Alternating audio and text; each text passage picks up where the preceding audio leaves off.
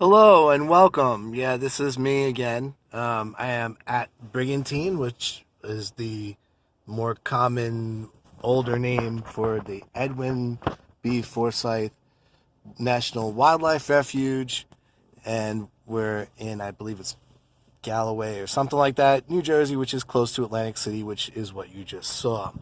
And what you're really also seeing is a brackish marsh, which is salt marsh partially. Brackish means that it's part freshwater and part salt water. But in this case, we're really heavily a lot of salt water. Everything often, if you're really on shore and close to the shore, can have some degree of salinity and some degree of, obviously, just regular old water. That's what you're looking at, water. Anyway, I will continue more with this when I get out of the car. This is partly to social distance myself from all the people who happen to be here, some of which I'm not entirely sure why, because they're never here, but it's nice to get outside, I guess, and that's great, and I hope they're enjoying themselves responsibly, although from what I've seen, maybe not so much. But I will get out later in a more secluded spot and talk about what you're really looking at here and how the ecology is both important and what's going on that makes it look this way. I'm not sure how well I'm going to do with this, but give it a try. And here, hopefully, you can see a little bit more clearly than I think you can. There's an osprey nest there with an osprey on it, and there's actually a pair that are there. And since I am taping this alone by myself today, I apologize for the horrible job that I'm sure I am doing. And there you go, there's the ground, there's the salt marsh, and then somewhere over there, again, tried to zoom in. Let me pause this and come right back. Here, hopefully this is a little bit better, trying to zoom in for you. There's the osprey on the platform. Now, we do put these platforms up for osprey. At one time, there was a significant problem with them from DDT, which was a chemical that we put out there, influenced the breeding populations of larger predators like eagles, and an osprey is actually an eagle. It's a type of eagle, but bald eagles is what we normally think of, and pelicans, as it traveled up the food chain.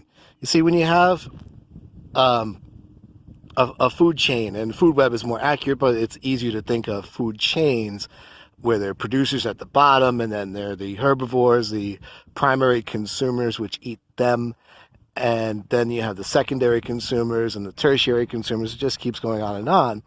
And as you get further up, we can have what we call biological magnification, where if there's a type of pollutant that winds up being concentrated, and as it travels up that food chain, let's say there's a little bit in each of the primary consumers, that the little fish that eat the producers, that eat the autotrophs, that eat the things that make their own energy, and then that little bit of pollutant goes up to the next trophic level on that food chain, which is going to be whatever eats the little fish, and then there gets to be more of it in the bigger fish, and then keep on going, and you get up to these predators, these large predators, which are more what we call kind of the top of the food chain, the apex predators. They get more of that pollutant than was below them. So that's what happened with the DDT, and it wound up thinning eggshells, and if you have thin eggshells, they break, and then they can't have babies, and there's no more adults because the babies aren't being born. So we had problems with like I said, the really large predators, and peregrine falcons, bald eagles, brown pelicans, osprey. And osprey are doing pretty well right now, and so are bald eagles actually. But we do still try to make sure that these things don't recur. You can see the soil here. This is a salt marsh, and it's very tidal. And to be able to live in a place like this, even as plants, and you can see there are not that many different kinds and species of plants here, what you'll note is that you have to be able to live in kind of dried out conditions and sometimes submerged conditions. And to be able to do that, to have that ability to survive in those two very different types of conditions, is you have to be special in a way. There's many different meanings of the word special, but I guess that works. Anyway, so the idea here is that you have to be able to be hardy and be able to survive those different kinds of conditions, and these plants can. There's different ranges of tolerance for different species. They can get to a certain point where they can accept a certain amount of water, a certain amount of salinity as well, salt in the water. And that's why you can't put your goldfish in salt water tank with Nemo and say, hey, have fun together. No, it doesn't really work. The goldfish will die because it cannot adjust. It cannot acclimate. And it reaches a threshold where there's just no chance it can survive in that condition. And therefore, it does not.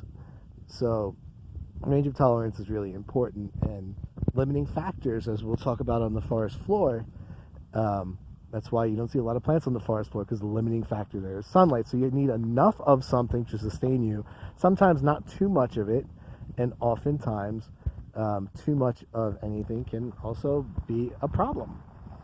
So it's one reason you see not that many different types of vegetation here. There's actually a lot of productivity in salt marshes.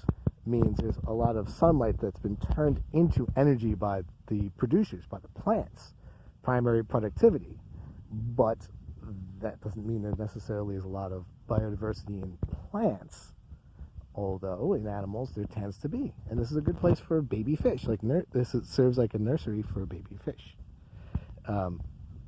Also, we can use these for our own purposes, even those wind farms back there, which alleviate some of the use of fossil fuels if you're on the coast. That's something that's important. We'll talk more at the next stop. Okay, we're gonna try to take a little walk here at this point and see if we can say hello to some goose friends. They're right by the side of the road, and we'll of course talk some more ecology as we go. Hopefully you can see them already. It's hard with the glare. I really don't know what you see.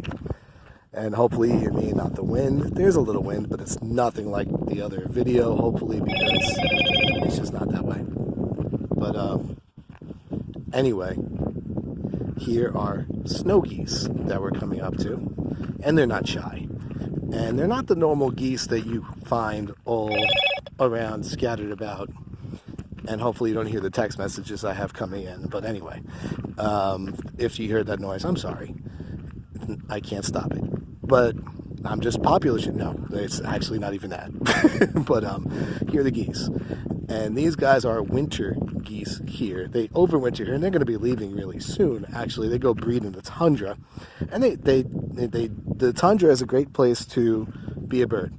You can really set up a family there. Lots of resources in a short summertime period, much more than you would think. All the insects and all the plants and everything are, and these guys are mostly herbivorous and eat plants, but sometimes they will take some insects too, which is probably what they're eating now. But anyway, so these guys will go up to the north and they'll breed there. And again, these are called snow geese because they're brilliant white color some of the time. Some of these guys are younger and not as brightly white. But for now, they're still with us. And it's not really full springtime for all species here. We talked about phenology in the last video, and this is one of those things that you would account for.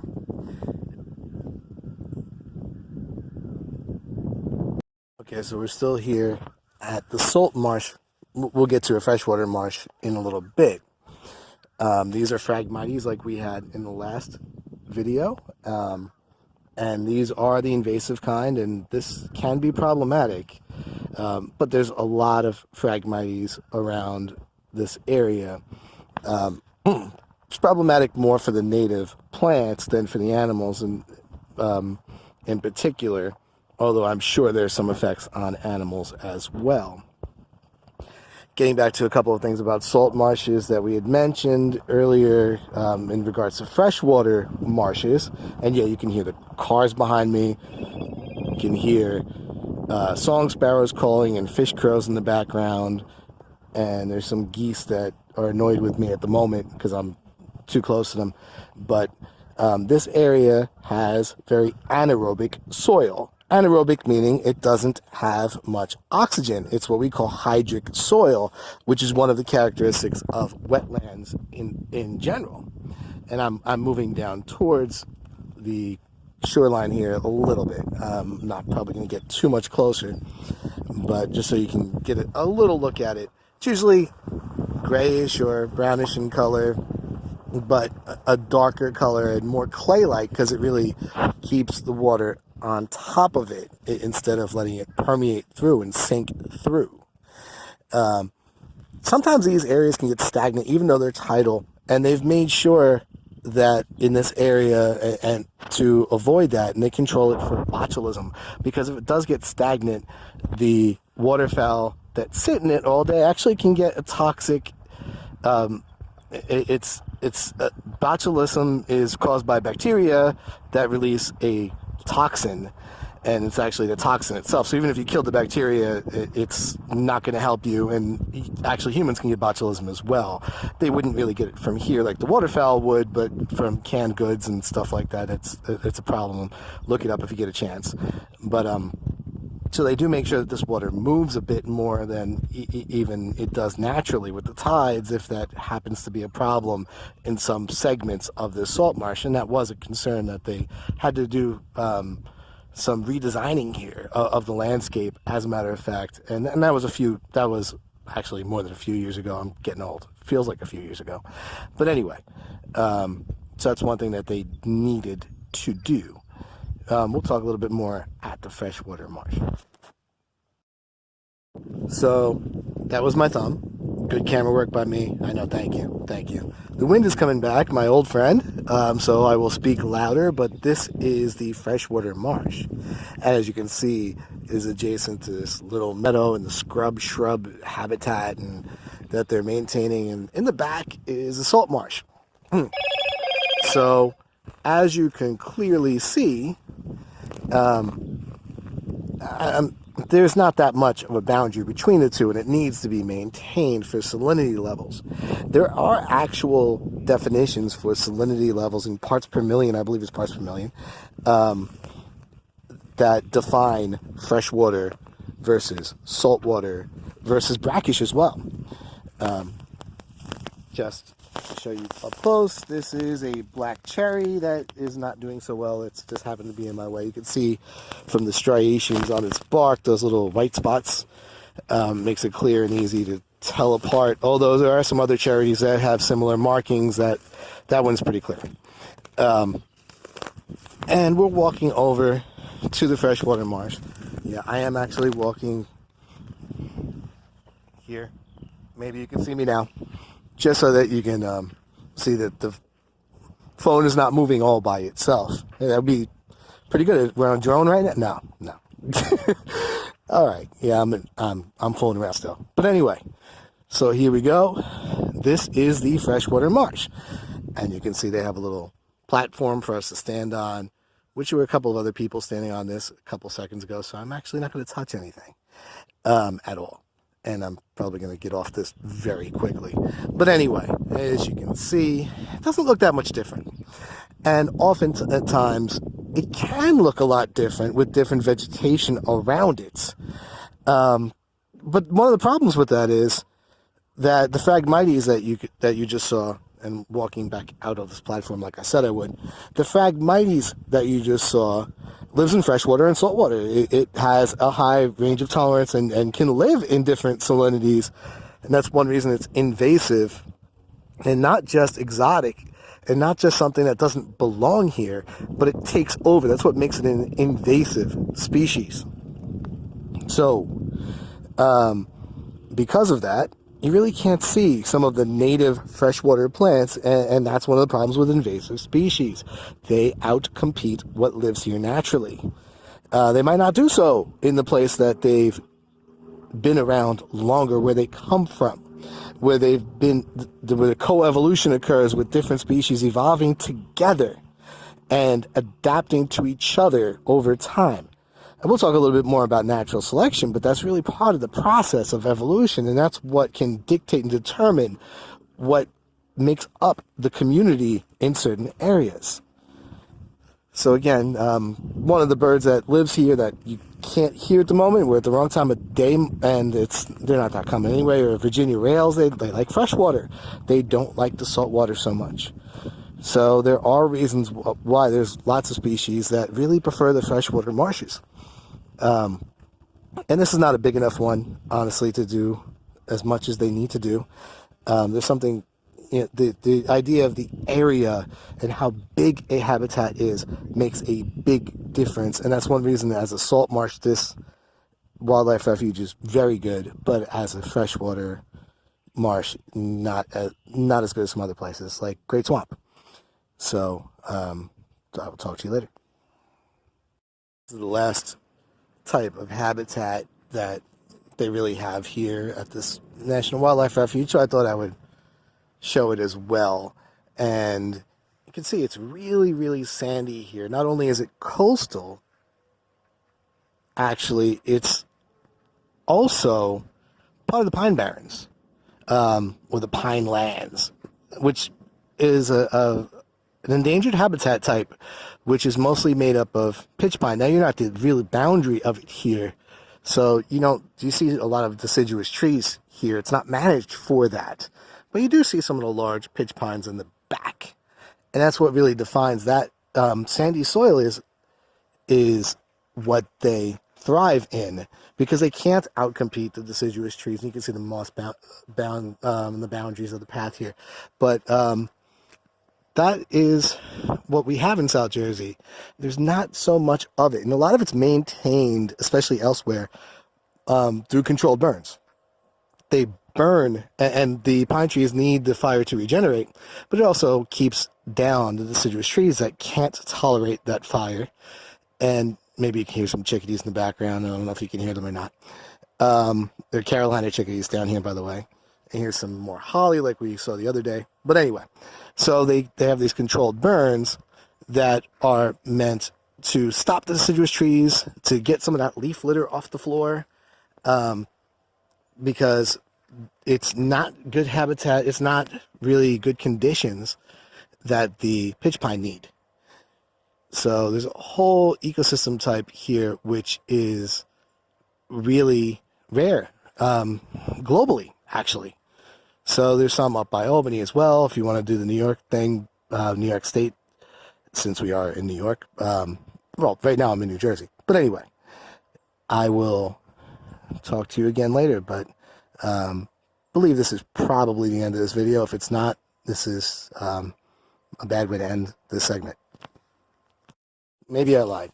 One more, I think.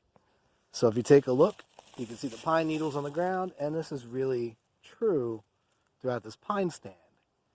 And this is not a managed pine stand in any way, but what happens is these pitch pine, they actually, just like other pine trees, they actually make sure, by putting these pine needles, and they don't do it intentionally, of course not, but by putting these pine needles on the ground, they make sure that they make it harder for other plant species to grow. And you can see it's really not that much growth on the bottom of the forest floor here. This is a type of what we call inhibition. So they inhibit other species from growing near them. One form of that is actually sometimes plants even put chemicals forth without the pine needles. There are chemicals in the pine needles, but without the pine needles, this is called allelopathy. But instead, they don't tolerate, they inhibit. Tolerate just means they could live with. But instead, when deciduous trees, and you can see this right over here, when deciduous trees adjust the forest floor with their leaf litter, what they actually do is they facilitate growth of other species. And although there's not that much, there aren't that many leaves out yet, if you look carefully, all those twigs that are there, that's undergrowth. And they're helping. And there's not even that many deciduous trees. If you take a look, there's actually holly tree, which is not deciduous. It is an evergreen. It's not coniferous like those guys, but it's not a deciduous tree, and it's not really leading to much of this leaf litter, although there is some. But they're facilitating growth underneath them. They're helping other plants